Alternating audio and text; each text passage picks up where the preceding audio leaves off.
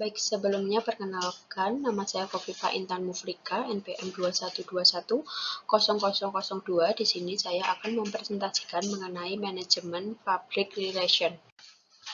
Sebelumnya, kita harus tahu dulu mengenai latar belakang public relation yang berperan mengelola komunikasi antar organisasi dan publiknya, tentu saja memiliki kaitannya erat dengan manajemen. Komunikasi yang terorganisasi dengan baik ini yang memunculkan istilah manajemen public relation atau sering disebut dengan manajemen PR. Dari berbagai definisi ditarik secara garis besar, pengertian manajemen public relation dapat dilihat secara konseptual, fungsional, dan unsur-unsurnya dalam aktivitas atau kegiatan, serta faktor-faktor yang mempengaruhi pengertian manajemen PR dalam suatu organisasi. Dalam presentasi kali ini saya akan membahas 3 topik, yaitu yang pertama, pengertian manajemen PR. Yang kedua, PR sangat dibutuhkan dalam suatu organisasi. Dan yang terakhir adalah prinsip-prinsip manajemen itu sendiri. Yang pertama, pengertian manajemen. Menurut Robert Keitner tahun 1978, pakar manajemen dari Arizona State University, manajemen ialah proses kerjasama dengan dan melalui orang lain untuk mencapai tujuan organisasi dalam lingkungan yang mengalami perubahan.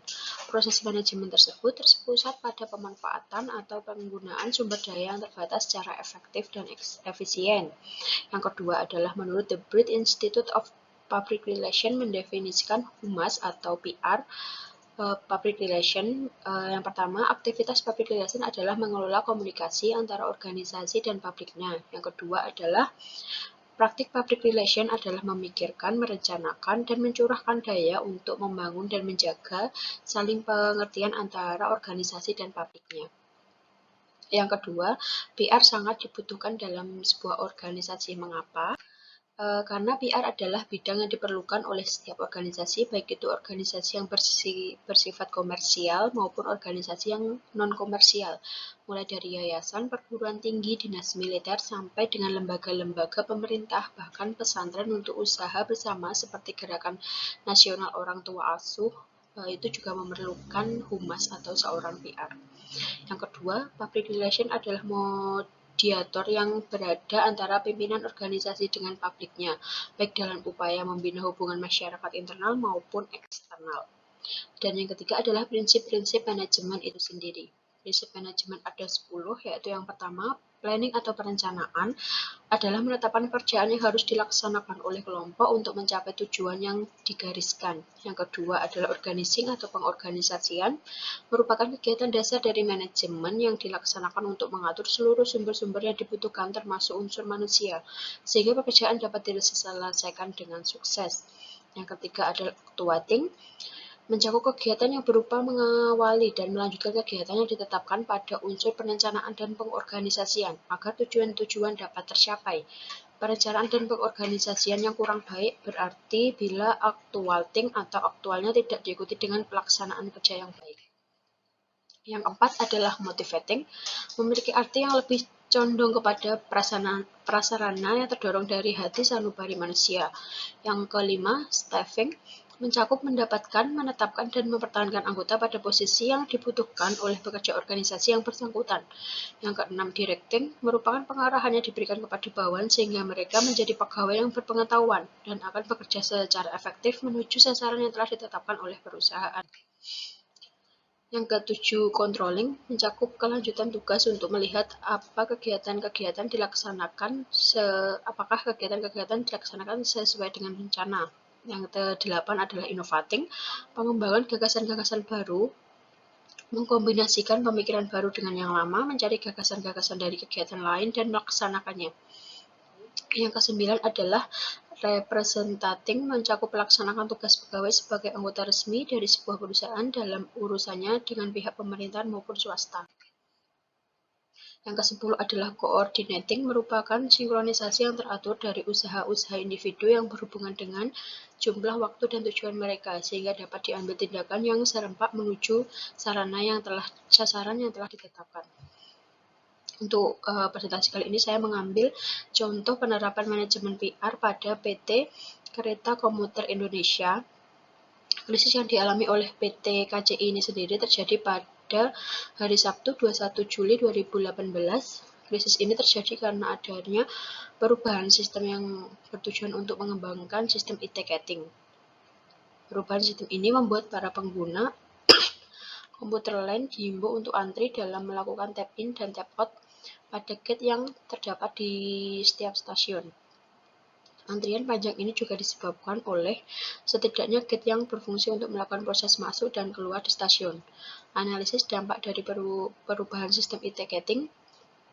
Ketika terjadi perubahan sistem e-ticketing, berdampak pada penumpang KRL yang harus mengantri panjang ketika ingin masuk dan keluar stasiun. Berikut berita ini diambil dari kompas.com.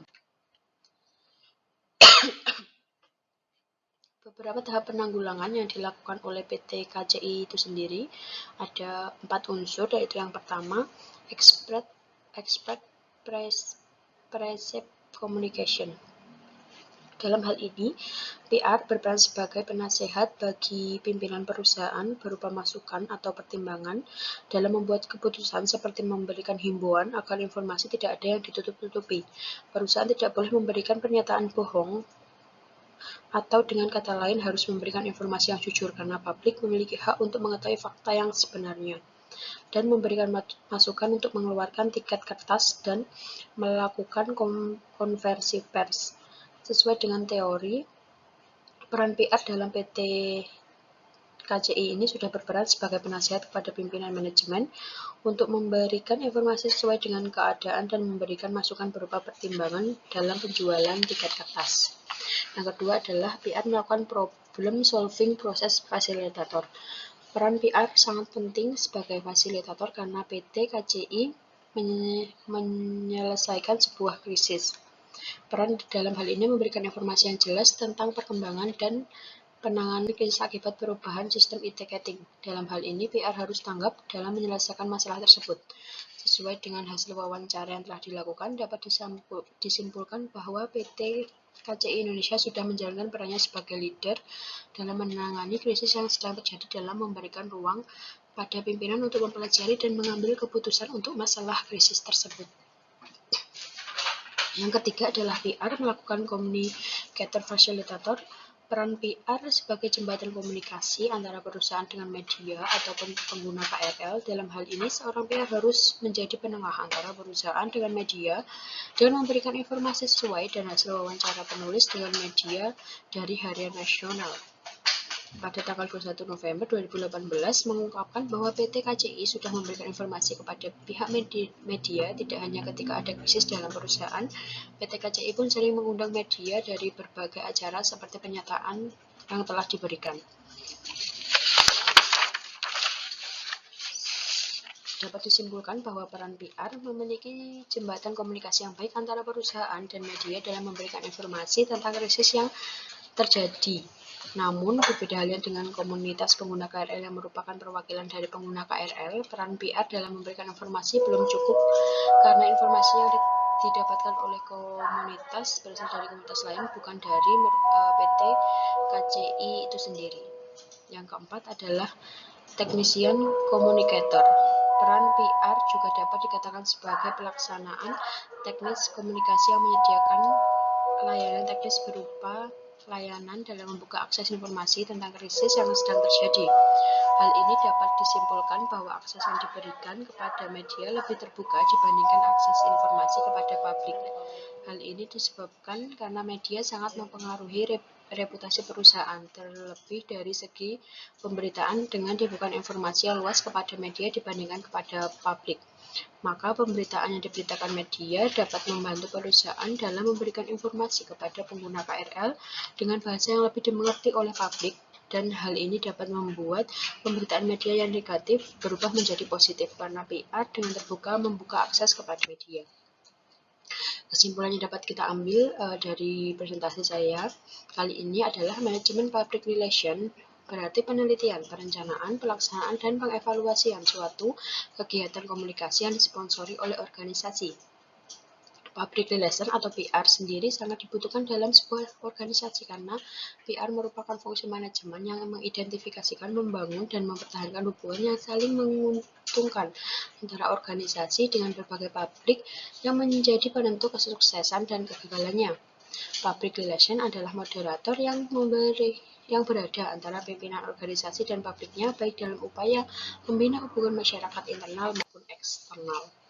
Untuk bahan presentasi saya kali ini, saya mengambil dari beberapa referensi, yaitu yang pertama dari buku Anggoro tahun 2008 mengenai teori dan profesi kehumnasan serta aplikasinya di Indonesia.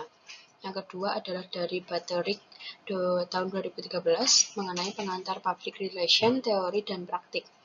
Yang ketiga dari Sule tahun 2010 mengantar manajemen. Yang terakhir adalah dari Terry 2003 prinsip-prinsip manajemen. Untuk kasusnya sendiri saya mengambil dari jurnal yang diterbitkan Laurencia dan Setianto yang berjudul Peran Public Relation dalam Memulihkan Reputasi Studi Kasus Manajemen Krisis PT Kereta Komuter Indonesia atau PT KCI pasca perubahan sistem e-ticketing. Sekian yang dapat saya sampaikan, kurang lebihnya mohon maaf. Terima kasih.